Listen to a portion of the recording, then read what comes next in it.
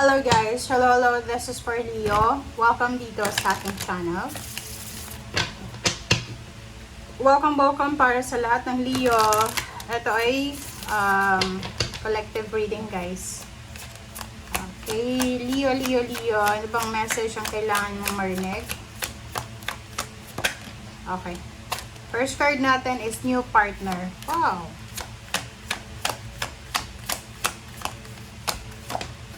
Okay, next is giving and receiving. Okay, Leo. Comment down below if you resonated, guys. Okay, so first card natin, new partner. So, sinasabi ng bara sa'yo, Leo, na may chance daw ng like makakakilala ka ng bagong partner, bagong love life, parang ganon. So, a chance meeting is no mistake. Okay, so it is divinely orchestrated as a catalyst to set the wheels in motion for the fruition of your prayer. So, may mga pinagpipray kayo. So, sinasabi ng bara sa'yo dito, pwedeng new partner sa trabaho, new partner sa business, or new partner sa love life, or sa intimate, romantic. Okay?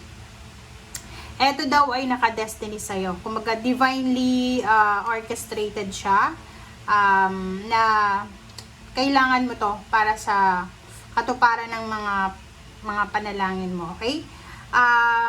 Mag-iingat ka lang sa mga tao sa paligid mo, okay? So, like for example, may mga time na parang manonotice mo na yung mga tao ay parang kilala mo na sila, or there's something sa kanila na parang matagal mo na silang kakilala. Okay. Okay, next is giving and receiving. So, dito sinasabi ng bara sa'yo na the universe is giving you chance also na makapagbigay. Okay? You will receive, you will give. So, parang ganun. So, yung abundance, yung energy of abundance or energy of blessing sa'yo ay balance. So, sinasabi ng bara sa'yo dito, regarding sa health, sa energy mo, or sa balanse, kailangan mong magkaroon ng, kumbaga, decision making na, kung gusto kong maging healthy, like for example, kung gusto kong maging healthy, kailangan na i-give up ko yung mga unhealthy habits ko, or eating lifestyle, parang ganon. And, kung gusto kong makatanggap ng blessings, dapat marunong din ako mag-share ng blessings, parang ganon.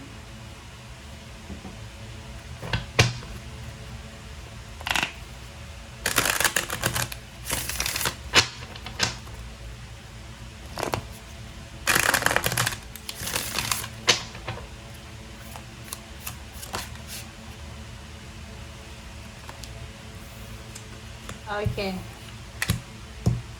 Mercury, mind, nako. Mag-iingat ka, Leo, sa mga pag-overthinking nyo, sa overanalyzing. Masyado nyong may mga ibang Leo na sobra-sobra kayong mag-isip ngayon. Or marami kayong mga iniisip. So, you need to be careful dyan, guys. Okay? Careful sa mga decision making dahil lang sa naisip mo. Okay, mag-iingat kayo. Huwag masyadong mabilis mag-isip, or huwag masyadong mabilis gumawa ng desisyon dahil naisip mo lang. Parang gano'n. Lali. Oh. Sinasabi ng bara sa'yo, maging mysterious ka daw. Okay? Ano yung ibig sabihin? Ay, ibig sabihin yan, Leo, kung may bago kang kakilala, okay, kung may bago kang kakilala, kailangan mo munang maging mysterious. Huwag mong i-share lahat-lahat sa buhay mo. Diba? So, sabi ng bara sa'yo dito, like for example, may nakilala ka sa airport or sa aeroplano, katabi mo, tapos feeling mo, type mo siya. So, kalma lang. Okay? Huwag mong ibigay lahat ng information para misteryosa kayo. Okay? Ganun, ang sekreto doon. Para mayroon pa siyang itatanong siya. Kasi kung ibigay mo na lahat, wala na, hindi na exciting yun.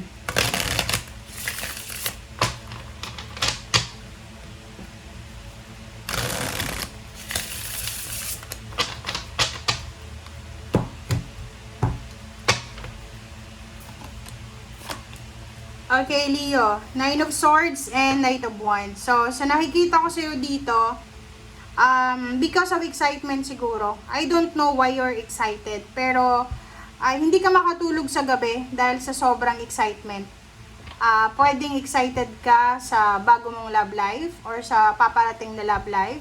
Excited ka para sa bago mong trabaho, parang ganun. So, yung excitement na to, hindi dahil sa malungkot ka, hindi dahil sa kung ano, kundi you're excited para sa mangyayari, parang ganun. Okay, Two of Pentacles and Wheel of Fortune. Sinasabi ng bara sa'yo na yung finances mo din ay posibleng magbago. So, isa din yun sa dahilan. Maybe you're excited para sa bago mong trabaho or excited ka para sa love life. So, nakikita ko sa'yo dito na may magbabago sa buhay mo na yun yung rason kung bakit excited ka. Okay, next is Knight of Pentacles and Seven of Pentacles. Nakikita ko rin sa'yo dito, you're excited para sa hinihintay mong pera. I don't know kung magkanong pera itong hinihintay mo, but you're excited.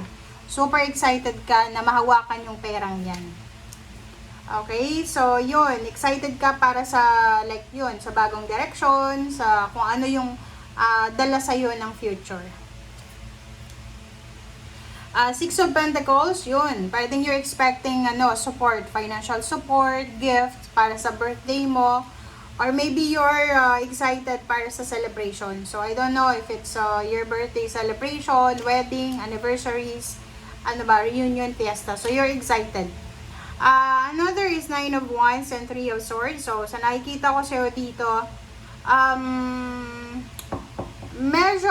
medyo pagod ka lang.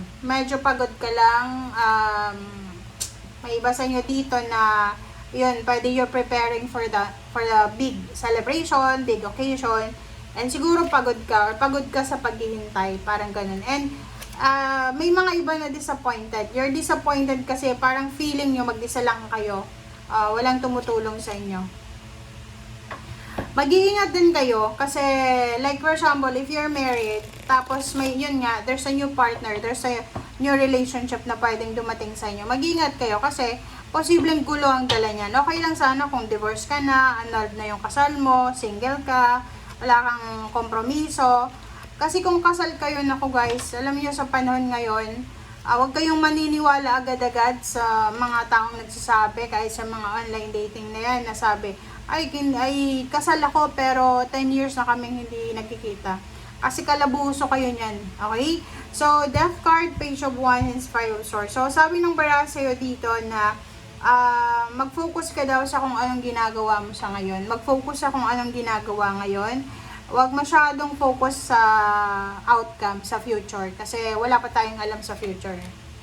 Diba? Huwag masyadong overthink or yun, imagine para sa future. The Moon and King of Swords. Huwag kang matakot sa kung ano yung darating sa'yo. Kasi parang nakikita ko, may mga takot kayong nararamdaman. Kung wala ka namang ginagawang illegal, wala ka namang ginagawang masama, bakit ka matatakot, diba? Yun lang. Thank you guys for watching. Bye!